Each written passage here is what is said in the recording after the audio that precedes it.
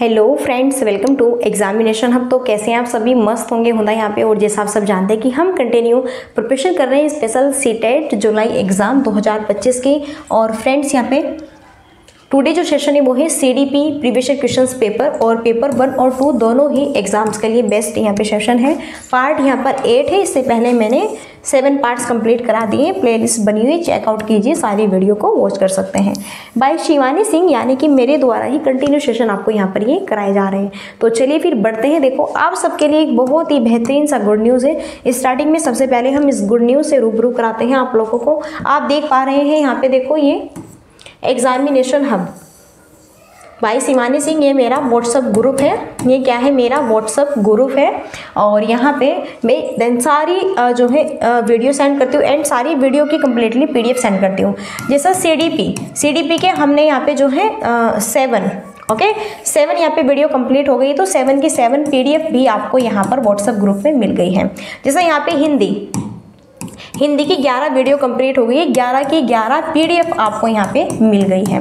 जैसे यहाँ पे ईवीएस है, ईवीएस के 5 सेशन कंप्लीट हो गए हैं, तो 5 की 5 पीडीएफ आपको यहाँ पे मिल गई है व्हाट्सएप ग्रुप में, बिल्कुल। और सबसे बेस्ट जो यहाँ पे बात है वो ये है कि बिल्कुल फ्री अपॉर्चुनिटी है, कोई भी डिस्चार्ज नहीं है आप लोगों से, बिल्कुल फ्री में पीडीएफ आपको मिल रही है विद आंसर बिल्कुल फ्री में पीडीएफ आप लोगों को मिल रही है। तो देखो, आप है या फिर मैं हूँ, कोई भी किसी की भी वीडियो को बार बार नहीं देख सकता, ओनली एक बार या 2 बार हम देख सकते हैं। अब देखो जो है, जब आपका एग्जाम होगा जुलाई में, है ना, तो बताओ कि आप फिर से सारी वीडियो को रिपीट करेंगे? और अगर आप इन क्वेश्चंस को बार बार रिपीट नहीं करेंगे, अभ्यास नहीं करेंगे, तो कैसे याद रहेगा? नहीं, कितना भी पढ़ लो आप लोग, कड़वा है पर सच है। देखो, जो रियल है वो बता रही हूँ। तो इसलिए वीडियो से कंसेप्ट क्लियर करो एंड पीडीएफ से प्रैक्टिस करो। इसलिए व्हाट्सएप ग्रुप ज्वाइन करो। और यहाँ पे व्हाट्सएप नंबर है ये 7505890761 दिख रहा होगा। अगर नहीं दिख रहा है तो मैं यहाँ पे लिख दे रही हूँ। व्हाट्सएप नंबर है 7505890761। ये मेरा व्हाट्सएप नंबर है। आप मुझे मैसेज कर सकते हैं, मैं खुद आपको ज्वाइन कर दूंगी, या फिर यहाँ पे नीचे वीडियो के डिस्क्रिप्शन में आपको लिंक प्रोवाइड कर दिया जाएगा, या आप खुद ज्वाइन हो सकते हैं। तो चलिए फ्रेंड्स, अब हम जो है स्टार्ट करते हैं अपने क्वेश्चंस को। ओके, सो टाइम वेस्ट नहीं करेंगे, और बेसिकली सबसे स्टार्टिंग में हम अपने एमसीक्यू पर ज़्यादा फोकस करेंगे, लेकिन वो भी इम्पोर्टेंट है पीडीएफ के लिए, इसलिए मैंने स्टार्टिंग में वो आपको बताया है। ओके, चलो फर्स्ट क्वेश्चन है, दिव्यांगजन अधिकार अधिनियम 2016 के अनुसार बौद्धिक क्रियाशीलता में सीमाबद्धता वाले व्यक्ति को संबोधित करने का उचित तरीका क्या है? मानसिक मंदित है, बौद्धिक रूप से विकलांग व्यक्ति है, मानसिक विकलांग है, व्यक्ति जिसे बौद्धिक अक्षमता है। तो दिव्यांगजन अधिकार अधिनियम 2016 के अनुसार बौद्धिक क्रियाशीलता में सीमाबद्धता वाले व्यक्ति को संबोधित करने का उचित तरीका क्या है? सो बेस्ट यहाँ पे हमारा आंसर क्या होगा वो हमें बताना है। सो देखो, दिव्यांगता हम उस व्यक्ति को कहते हैं जो व्यक्ति या तो आँखों की दृष्टि से देख नहीं सकता, ओके, दृष्टि बाधित है, या फिर कोई सुन नहीं सकता, उसे कहते हैं श्रवण बाधित। तो इन सबको हम दिव्यांगजन की कैटेगरी में रखते हैं। अब देखो, अगर हम किसी को ये कहें तो अंधा है, ये तो बहरा है, तो ऐसे जो शब्द होंगे ना, उस बंदे को बहुत ज़्यादा खटकेंगे, बहुत बुरा फील होगा उसे। अगर कोई बंदा है और हमें दिख रहा है कि वो इस टाइप्स का है, तो दूसरे बंदे को नहीं पता, तो हम उसे कह सकते हैं कि ये दिव्यांग है बालक, और इसे दृष्टि बाधित है, या फिर ये श्रवण बाधित से जूझ रहा है, भाई सही प्रॉब्लम है। तो तब उस समय उस बालक को बुरा नहीं लगेगा। अब आप खुद अपने ऊपर मान के देखो, मानो अगर हम अंधे होते हैं, हमें सुनाई देता, हम बहरे होते हैं, कोई हमें कहे देखो अंधा जा, देखो अंधी जा रही है, देखो बहरी जा रही है, तो हमें कितना गिल्टी फील होता है, हमें कितना बुरा फील होता है कि नहीं होता है? वैसे तो जो बहुत बेकार लोग होते हैं ना, वे कुछ नहीं समझते, इसे जो कहना है वो कहता ही है। लेकिन इन सब के लिए यहाँ पे जो है ये शब्द रखा है दिव्यांग वाला, कि भाई किसी को भी आप ऐसे नहीं कहना दिव्यांग, उसे हम विकलांग की श्रेणी में कहेंगे कि ये दिव्यांग है। तो इस तरह से भाई सबके एक रिस्पेक्ट होती है, भले ही वो आपका अंधा है, दृष्टि बाधित है, श्रवण बाधित है, या फिर पैर से नहीं चल सकता, हाथ नहीं है उसके, सबकी अपनी अपनी एक रिस्पेक्ट होती है। ओके, सबका सम्मान करना है। इसलिए हमें इस तरह के व्यक्ति को किस माध्यम से सूचित करना है? सबसे बेस्ट तरीका क्या होगा कि व्यक्ति जिसे क्या है, बौद्धिक अक्षमता है। सो यहाँ पे डी ऑप्शन क्या होगा, करेक्ट होगा। ओके, देखो ये इस तरह के व्यक्ति होते हैं, जो व्यक्ति जिसे बौद्धिक अक्षमता है, ये इस कैटेगरी में आएंगे। सभी अलग अलग जो है विकलांगता है, और कुछ बौद्धिक से भी, बुद्धि से भी, IQ लेवल से भी विकलांग हम कह सकते हैं, वो होते हैं अक्षमता, यानी कि जो सामान्य बच्चों की श्रेणी में क्या होते हैं, पिछड़े हुए होते हैं। जो एक सामान्य बालक है, सही से सबके साथ खेलता कूदता है, मस्त तरीके से रहता है, लेकिन ये उन सामान्य बच्चों से क्या होता है, हटके होता है, इतना परिपक्व नहीं होता, इतनी रुचि नहीं लेता, इस तरह का। ओके, सो यही आपका व्यक्ति जिसे बौद्धिक अक्षमता है, इस कैटेगरी में रखेंगे। चलो नेक्स्ट देखो, इनमें से कौन सी विधि समावेशन के अनुरूप नहीं है? जो नहीं है वो हमें बताना है।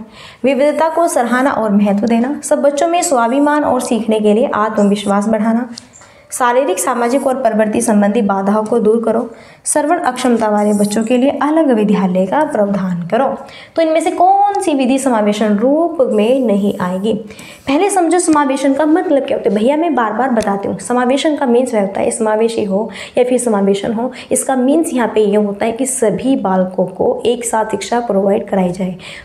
एक कक्षा में 30 बच्चे हैं, 35 बच्चे हैं, 40 बच्चे, 45 बच्चे, कितने भी बालक हैं, सभी बालकों का धर्म क्या है, अलग अलग है, सबके पेरेंट्स अलग अलग हैं, सबका वातावरण, रहन सहन, सबका धर्म, सबकी बोल भाषा, सबका नज़रिया, सबका व्यक्तित्व, सब दिखने में अलग अलग, कोई सुंदर है, कोई मीडियम है ना, सभी अलग अलग तरीके के यहाँ पे बच्चे होते हैं हमारे बीच में। तो हम उसे कैसे हैंडल करते हैं, उन्हें हम सबको एक समावेशन के रूप में, सबको हम एक ही कक्षा में और समावेशी के आधार पर सबको एक ही कक्षा में एक ही टीचर्स के थ्रू, जो जिसको पढ़ा रहा है सबको वही टीचर्स पढ़ाएगा, तो इस माध्यम से शिक्षा प्रोवाइड कराते हैं। तो यहाँ पे समावेशन के अनुरूप कौन सा सही नहीं है? तो विविधता को सराहना और महत्व देना, ये तो सही बात है। देखो व्यक्तिगत विभिन्नता को देखते हुए सभी बच्चों को सम्मान देना, उनका महत्व, उन्हें महत्व देना, इंपॉर्टेंस देना, उनकी सराहना करना सही बात है। और सभी बच्चों का जो स्वाभिमान है और जो सीखने के लिए आत्मविश्वास है उसे बढ़ाना सभी बच्चों के प्रति। ये नहीं कि आप बच्चों में तुलना करें, कह रहे राम तुम नहीं सीख सकते, सीता तुम सीख सकते हो, गीता मीरा नीता तुम कुछ नहीं हो, तुम ठप हो, ये बच्चा काफ़ी इंटेलिजेंट है, इस तरह भेदभाव नहीं करना है। सभी बच्चों का मनोबल बढ़ाना है, सही बात है। और शारीरिक, सामाजिक और प्रवृत्ति संबंधी बाधाओं को भी उनसे दूर करना है। ओके, हमें उन्हें यहाँ मोटिवेट भी करना है सभी चीज़ों से। ओके, सो बेस्ट यहाँ पे आंसर जो रॉन्ग है वो क्या होना चाहिए कि जो श्रवण अक्षमता वाले बच्चे हैं उन्हें हम अलग विद्यालय में पढ़ाएंगे। श्रवण अक्षमता का मतलब है जो सुन नहीं सकते, जो श्रवण बाधित है, जो सुन नहीं सकते हैं। अब यहाँ पे अगर हमारे क्लास में ऐसे भी बच्चे हैं जो सुन नहीं सकते हैं, जो देख नहीं पाते हैं, या फिर जो चल नहीं सकते, इस तरह के बच्चों को हम ये कहेंगे टीचर्स लोग कि भैया इन्हें अलग अलग विद्यालय में पढ़ाओ, इनके लिए अलग स्कूल करो, यहाँ पर नहीं पढ़ेंगे, मेरी कक्षा में नहीं पढ़ेंगे, इन्हें बाहर निकालो, ये करो। तो भाई तुम टीचर हो, तुम्हारा ऐसा व्यवहार नहीं होना चाहिए बच्चों के साथ में। ओके, तो ये चीज़ क्या है, यही आपकी गलत करती है, समावेशन के अनुरूप यही नहीं है। क्योंकि अगर वो श्रवण बाधित है, यहाँ पे बच्चा सुन नहीं सकता, तो आप उसे यहाँ पे ऐसी ही सामग्री, टेप रिकॉर्डर वगैरह ओके प्रयोग कराइए। अगर वो सुन तो नहीं सकता लेकिन देख तो सकता है, तो आप उसे यहाँ पे ज़्यादातर संकेत और देखने वाली जो दृश्यात्मक जो यहाँ पे सामग्री होगी उसके अनुसार पढ़ाओ, और उसी क्लास में वही टीचर पढ़ाए, और अच्छा व्यवहार करो। इसलिए कहने की समावेशन के अनुरूप कौन सा नहीं है, तो डी ऑप्शन नहीं है, क्योंकि ये भेदभाव क्रिएट कर रहा है, तुलना कर रहा है, कह रहा है कि इस बच्चे को बाहर निकालो, मैं नहीं पढ़ाऊंगा। क्यों नहीं पढ़ाएगा भाई, क्यों नहीं पढ़ाएगा? ऐसे ही सैलरी ले रहे हो तुम गवर्नमेंट से। थर्ड क्वेश्चन है, राजन अपनी ही दुनिया में खोया हुआ प्रतीत होता है, वह दूसरे लोगों से नेत्र संपर्क नहीं करता और सारा दिन एक पंख के साथ में अकेले खेलता रहता है। राजन का यह व्यवहार निम्न में से किस प्रकार की ओर संकेत करता है? एक लड़का है राजन और अपनी ही दुनिया में खोया रहता है। राजन है, एक लड़का है, अपनी ही दुनिया में खोया रहता है। वह दूसरे लोगों से, दूसरे जो लोग हैं उनसे आंखों से आंखें नहीं मिला सकता, उनके साथ आंखों से आंखें मिला के बात नहीं कर सकता, यानी कि झिझकता है, बोल नहीं पाता, मन नहीं करता उसका दूसरे के साथ बोलने का। और पूरे दिन वह सिर्फ और सिर्फ एक पंख है उसके पास में, पूरे दिन उसके साथ खेलता है। बताओ, जो कोई एक्टिव बच्चा है, सक्रिय जो बालक है, क्या वो पूरे दिन एक पंख से खेल पाएगा? नहीं, उसे तो भिन्न भिन्न वस्तुएं चाहिए होंगी खेलने के लिए, तभी तो वो खेल पाएगा, वरना बोर हो जाएगा एक पंख से तो वो। लेकिन राजा नहीं, वो ऐसा बच्चा जो अपनी ही दुनिया में खोया रहता है और किसी से कोई मतलब नहीं है। दूसरे बच्चे से ना तो वो आंखें मिला के बात करता है, ना ही उनके साथ में उसे बोलने का मन है, ना उनके साथ में पढ़ने का, लिखने का, विवाद वाद करने का, संप्रेषण करने का, बातचीत करने का, विचार विमर्श करने का कोई मतलब नहीं। भाड़ में जाए बच्चे सब, ठीक है। इसे सिर्फ और सिर्फ अपने पंख के साथ खेल रहा है, और चाहे कितनी देर हो गई पूरे दिन इसके साथ ही खेल रहा है। इस तरह के बच्चे कहेंगे हम सौलीन कर्म, सौलीन यानी कि स्वम में ही विलीन है और से मतलब नहीं। तो ये क्या है? एक विकार है, एक विकार। इस तरह के बच्चे होते हैं काफ़ी, जो दूसरे के साथ बोलना पसंद नहीं करते, या फिर दूसरे से दृष्टि आंखें नहीं मिला सकते, क्योंकि उनमें इतनी क्षमता ही नहीं है कि यह बातचीत कर सकें, दूसरे बच्चे के साथ संप्रेषण कर सकें, वाद विवाद कर सकें। तो इस तरह के बालक आपके सौलीन कर्म विकार के अंतर्गत आएंगे। आई होप समझ गए होंगे। ओके, सो हम ज़्यादा टाइम वेस्ट नहीं करेंगे। जो चीज़ मिलनी है समझाने की, उस चीज़ पर मैं फोकस क्रिएट करूँगी। बाकी यहाँ पे हमारा 4 क्वेश्चन है। ओके, चलो।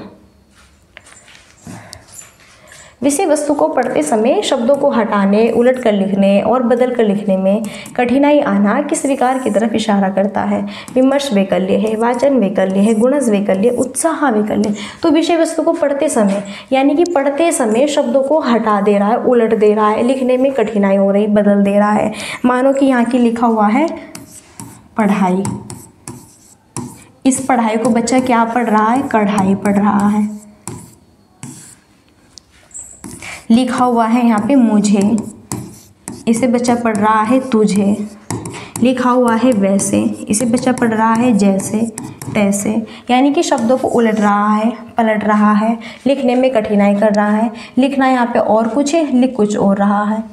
हम कह रहे हैं कि भाई यहाँ पे कढ़ाई लिखो तो पढ़ाई लिख रहा है, कह रहे पढ़ाई लिखो तो कढ़ाई लिख रहा है, कुछ और लिख रहा है ना। और जो जहाँ पे है उन्हें अलग अलग कर देता है। तो यहाँ पे बच्चे में लिखने में कठिनाई आ रही है, तो किस विकार की तरफ इशारा कर रही है? मेनली क्वेश्चन बहुत ही बेहतरीन और बहुत ही हम करीब क्वेश्चन के हैं, करीब है इसका आंसर। जब पढ़ने में और लिखने में त्रुटि फेल होते तो वहाँ पर क्या होता है? आपका डिसलेक्सिया होता है। अब आप कहेंगे डिसलेक्सिया होगा, आप कहेंगे ऑप्शन में तो डिसलेक्सिया है ही नहीं मैम, अब क्या बता रहे हो आप? ठहरो ठहरो ठहरो, वाचन में के लिए, वाचन को पढ़ना ही तो कहते हैं, वाचन को समझे कि नहीं? ओके, क्लियर है? तो भैया अगर डिसलेक्शन नहीं है, वाचन वैकल्य है, तो भी समझ जानी है लैंग्वेज। तो जब बच्चा ऐसे उलट पुलट कर देता है ना शब्दों को, कि कह कुछ और रहे हैं, कर कुछ और रहा है, कह कुछ और है कि ये पढ़ो, पढ़ कुछ और रहा है, सुना कुछ और रहा है, कह रहे हैं कि ये लिखो लेकिन लिख कुछ और ही रहा है, क्या बात है भैया?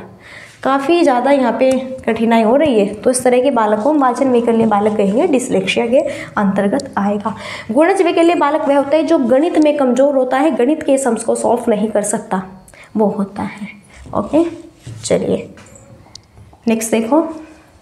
The ability to think about something in a new and unusual way and to find unique solutions to solve the problem is called what?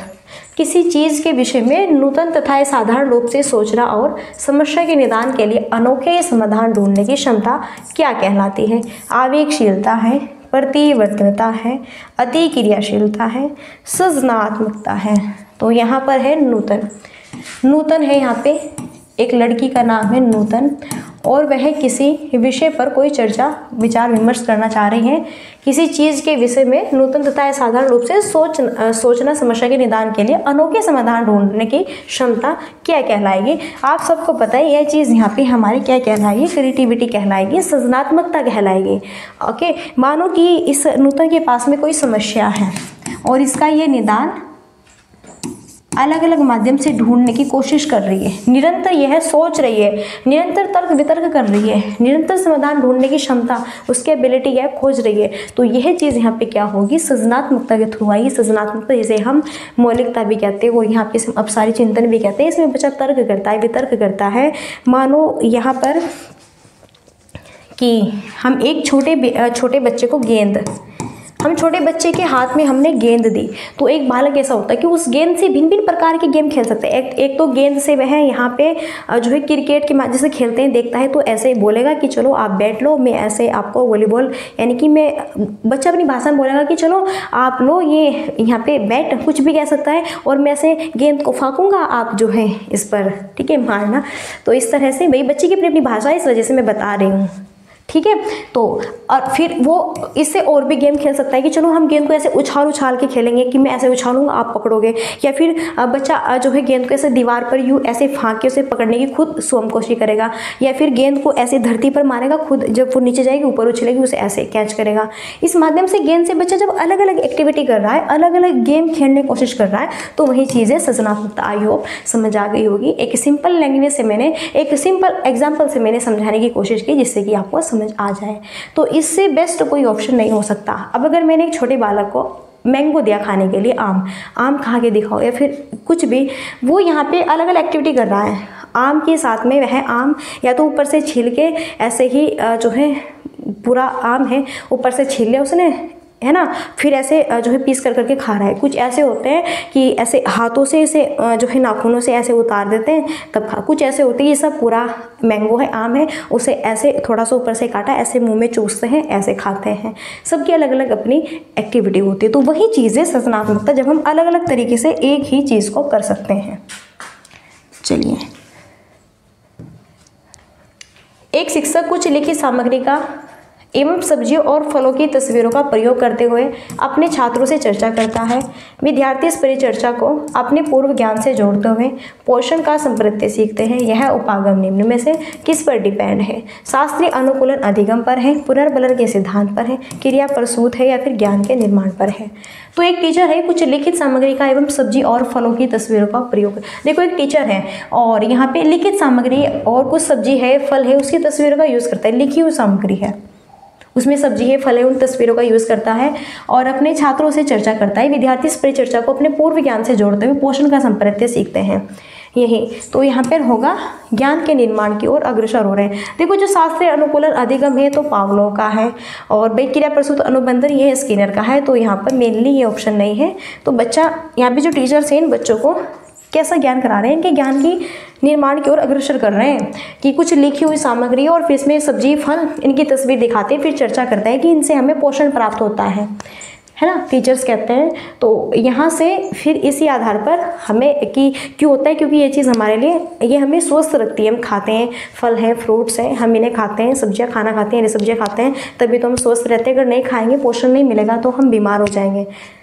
तो यहीं पर इस बच्चे को कहते हैं कि घर पे जाना और कहना कि मुझे जो है फ्रूट्स ला के दो भैया, अच्छी अच्छी हरी सब्जियाँ खिलाओ, फिर आप देखना अपने स्वास्थ्य को कैसे दमदार आप लोग एकदम यहाँ पे फिट रहेंगे।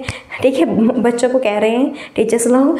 तो जब बच्चे खुद एक्टिविटी करेंगे घर पे, आज तो भाई पापा को जाके कहना ही है, आज तो मुझे चाहिए यहाँ पे फ्रूट्स चाहिए, मुझे यहाँ पे मुझे भाई बनाना दो, या फिर मुझे जो है पपाया दो, कुछ भी दो मुझे, लेकिन मुझे फ्रूट्स चाहिए, मुझे स्वस्थ रहना है, बढ़िया पोषण पालन पोषण अच्छा होना चाहिए मेरा, मुझे अच्छी जो है पौष्टिक आहार, अच्छा पोषण मिलना चाहिए। तो बच्चे के ज्ञान के निर्माण की ओर अग्रसर कर रहे हैं टीचर इस तरह से।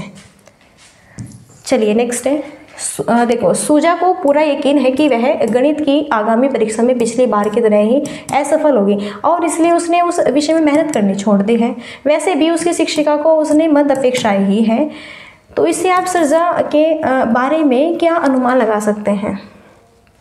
वह आलसी और बहाने बनाती रहती है, अधिगम असाध्यता का अनुभव कर रही है, वह पलायनवादी प्रवृत्ति की है, वह एक विवेकपूर्ण निर्णय लेने की विद्यार्थी है। एक लड़की है जिसका नाम है सरजा है, सूजा है, ठीक है, ये क्या क्या नाम है, क्या बात है। एक नाम है, एक लड़की है सरजा, इसका नाम है, और गणित की आगामी परीक्षा में पिछली बार की तरह असफल हुई।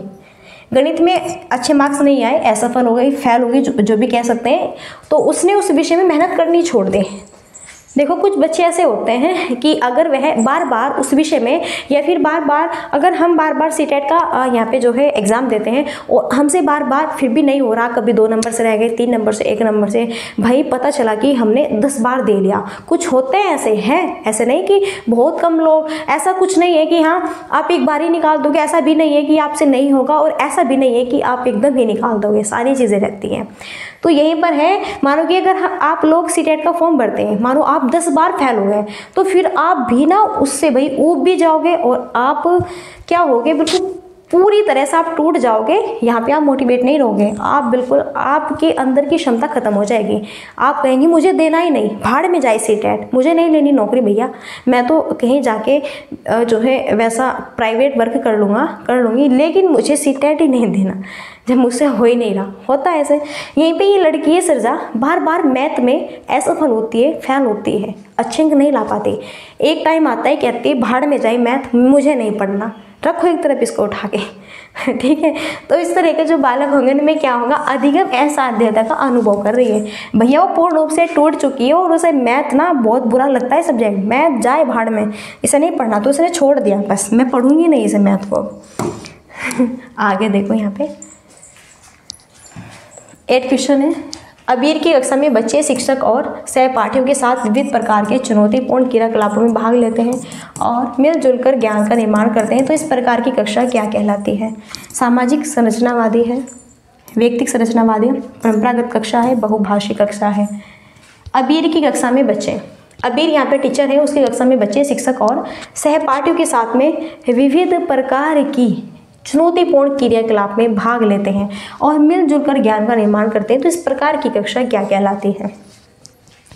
इस प्रकार की जो कक्षा होगी ना वो यहाँ पे देखो, बहुभाषी कक्षा वो होती है जब यहाँ पे काफ़ी भाषाओं का यूज़ हो रहा है, भिन्न भिन्न प्रकार की। परंपरागत कक्षा भी नहीं होगी। तो सामाजिक संरचनावादी है या फिर व्यक्तिक, तो ये भी नहीं है, यहाँ पर है सामाजिक संरचनावादी। ठीक है। तो अब एक कक्षा में बच्चे हैं, टीचर से सहपाठी, यानी कि पेरेंट्स भी है, बच्चों के पेरेंट्स भी हैं, उनको भी बुलाया हुआ है और बालक भी और टीचर भी है, तो सबका समूह है, पेरेंट्स भी, सब मिलजुल कर ज्ञान का निर्माण कर रहे हैं। तो यह आपकी सामाजिक संरचनावादी के अंतर्गत आएगी। किसमें आएगी? सामाजिक अंतःवादी की। अगर ओनली बच्चे बच्चे ही यहाँ पे एक्टिविटी कर रहे हैं तो व्यक्तिक संरचनावादी आता है। अगर यहाँ पे बच्चे बच्चे इनका भाषाओं का ज्ञान, इनकी जो है लैंग्वेज का ज्ञान हो रहा है, ओके, यहाँ पे हम मिलजुल के ज्ञान का निर्माण नहीं, अगर भाषा का निर्माण करें तो बहुभाषी कक्षा होती। अब सामाजिक संरचनावादी इसलिए क्योंकि इसमें टीचर्स भी हैं और इसमें स्टूडेंट्स भी हैं और इसमें हमारे पेरेंट्स भी इंक्लूड हैं। इस वजह से यह एक सामाजिक संरचनावादी है, समूह बना के चीज़ों को निरंतर कर रहे हैं, सीख रहे हैं। चलिए next, which of the following pedagogical study is proposed by the national education policy 2020। तो इनमें से कौन सी शिक्षा शास्त्रीय रणनीति राष्ट्रीय शिक्षा नीति 2020 द्वारा प्रस्तावित है? बहुत ही बेहतरीन क्वेश्चन है। एनईपी 2020 के अंतर्गत यहाँ पर ये क्वेश्चंस पूछा गया है। सो 4 ऑप्शन है, इसमें चूज करना है कौन कौन से करेक्ट है। तो अन्वेक्षण आधारित अधिगम होना चाहिए, कथा वाचन, कथा कहानी स्टोरी के कविता के आधार पर पढ़ाई बच्चों को, वेधन तथा बार बार अभ्यास। ये जो यहाँ पर शब्द है सीटेट के क्या है? ये अमान्य शब्द है, निगेटिव शब्द है सीटेट के। तो अगर आपको किसी भी ऑप्शन में दिखे कि बार बार क्या करो, बार बार उस चीज़ का अभ्यास करो, रट्टाफिकेशन करते रहो बार बार उस चीज़ को, या फिर यहाँ पर रटना, तो ये जो यहाँ पर शब्द है सारे ये आपके निगेटिविटी दर्शा रहे हैं, तो ये सीटेट के लिए अमान्य है। इसलिए थर्ड ऑप्शन तो रॉन्ग हो गया। चर्चा, हाँ चर्चा तो बेस्ट है। चर्चा तो भाई एनईपी जो 2020 यहाँ पर है, ये एनईपी 2020 जो रणनीति है क्या कहती है? बच्चों की चर्चाएं, सृजनात्मकता, तर्क वितर्क, वाद विवाद, इनके आधार पर सीखो। पॉसिबल है, बिल्कुल बेस्ट है ये तो। और भाई अगर समझ नहीं आ रहा तो स्टोरी कहानी के आधार पर बताओ, कविता के आधार पर बताओ, कथाएं सुनाओ बच्चों को, लेकिन सिखाओ बस। अन्वेक्षण आधारित है यहाँ पे, बेस्ट है एकदम।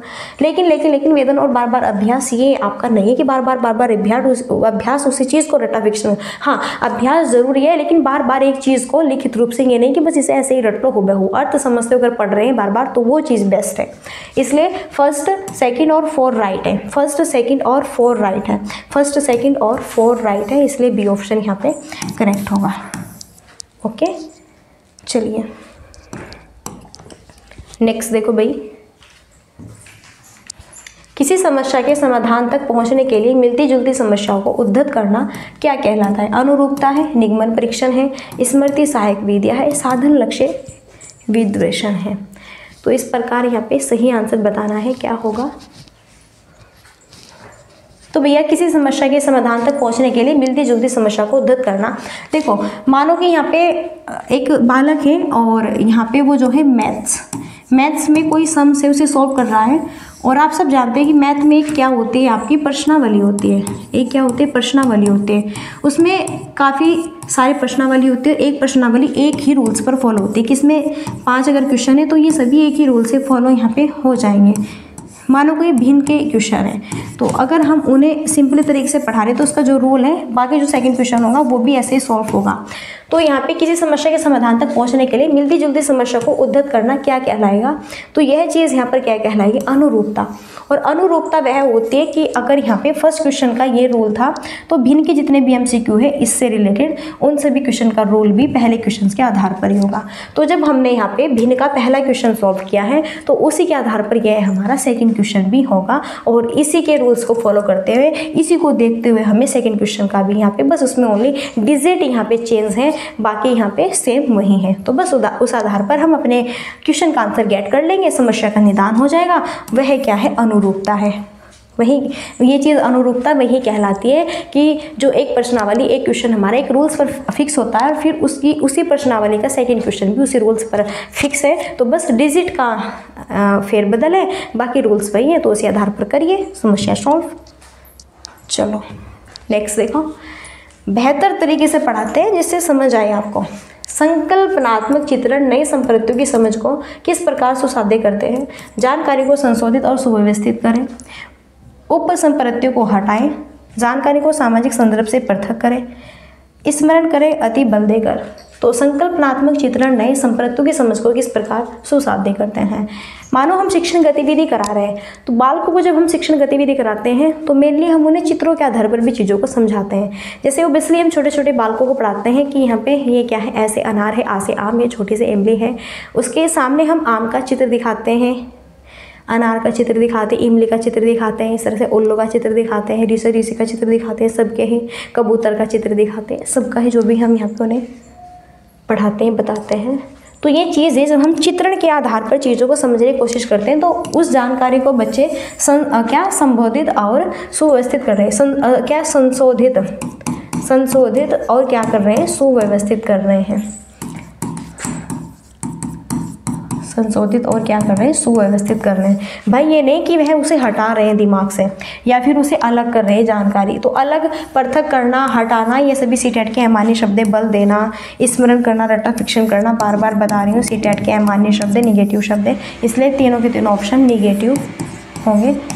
So best positive answer option first है कि बच्चे अपनी नॉलेज को बेस्ट बना रहे हैं और परिपक्व कर रहे हैं, और जैसे जैसे वो धीरे धीरे बड़े होते जाएंगे तो धीरे धीरे उनकी नॉलेज और परिपक्व होती जाएंगी और चीज़ों को अच्छे से समझते जाएंगे। अभी अगर वो चीज़ों को मूर्त तरीके से देखकर सीख रहे हैं तो एक टाइम ऐसा भी आएगा कि वो अमूर्त तरीके से भी सीखेंगे चीज़ें। ओके, बच्चों द्वारा अधिगम प्रक्रिया के दौरान की जाने वाली त्रुटियाँ किस ओर संकेत करती हैं। अधिक वेधन एवं अभ्यास की आवश्यकता है।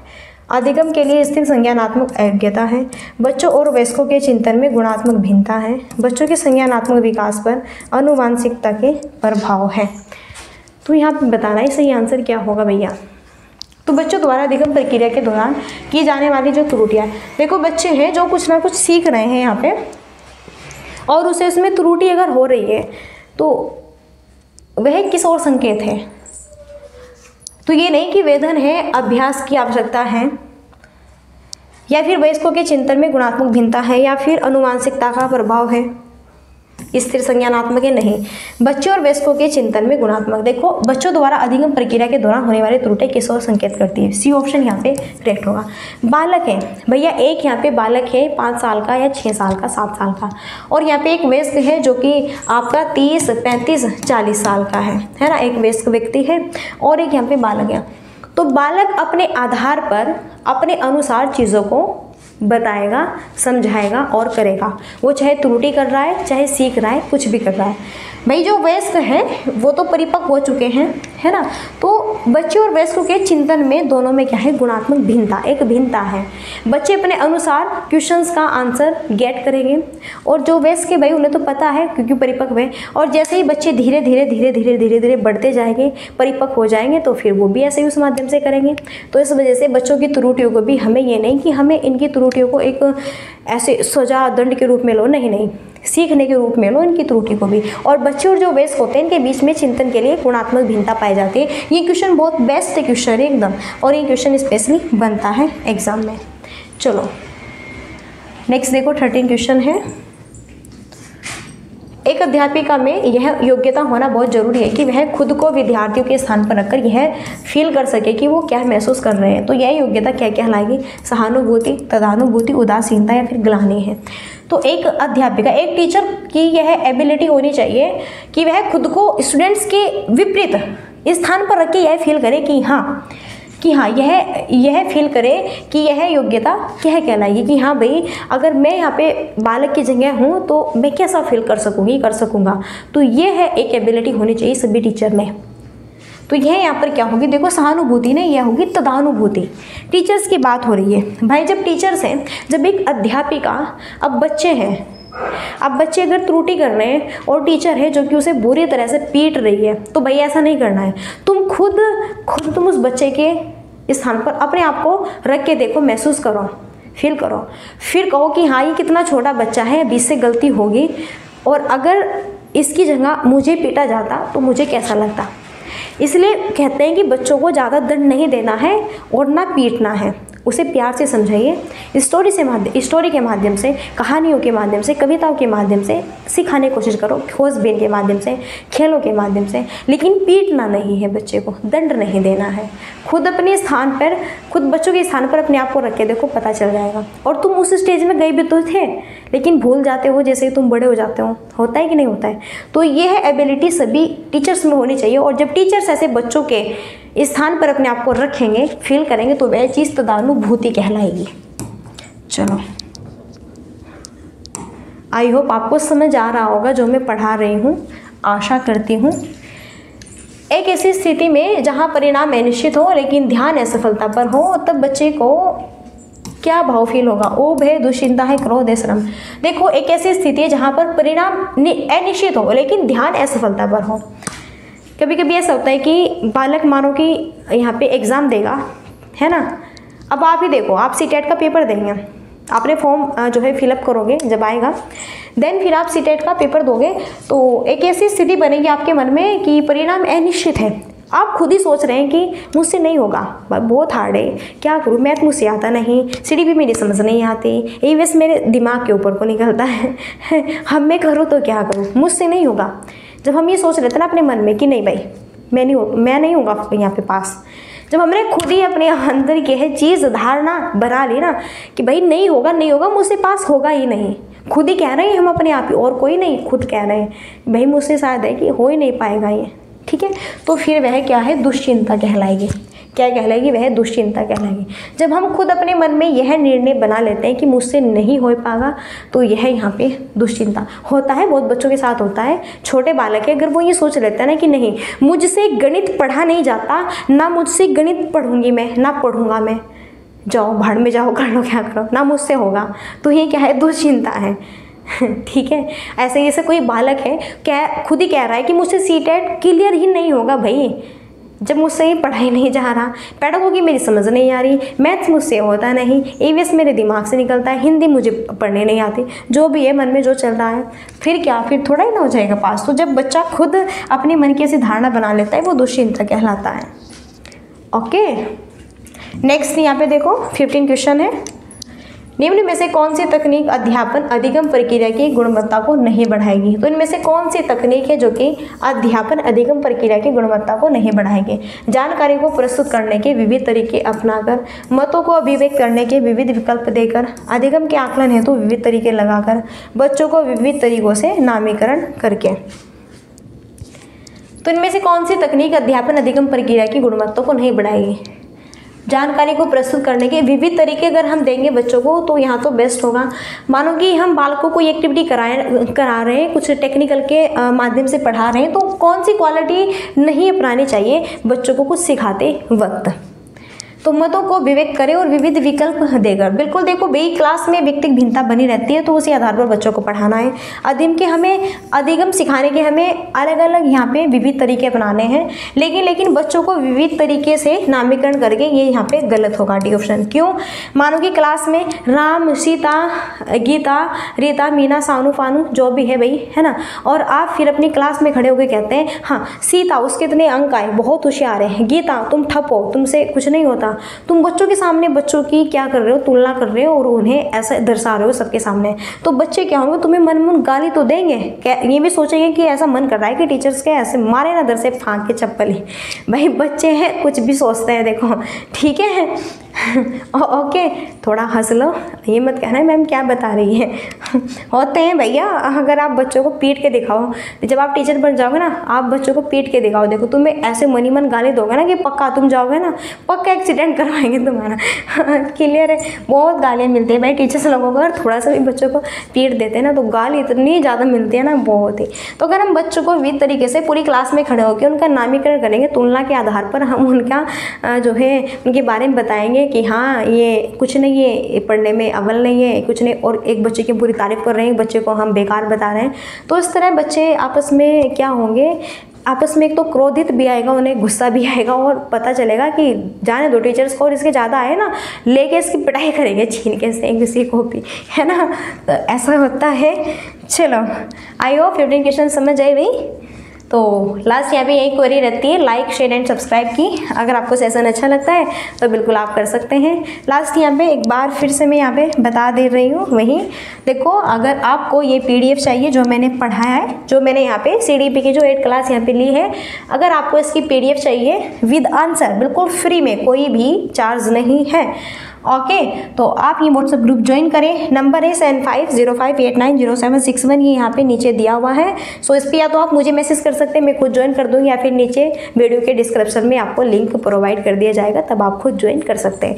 तो चलिए फ्रेंड्स, अब यहीं पर हम अपनी वाणी को देते हैं विराम और मिलते हैं नेक्स्ट सेशन में, और तब तक के लिए so thanks for watching, keep study and bye bye, take care, जय हिंद, जय भारत, नमस्कार।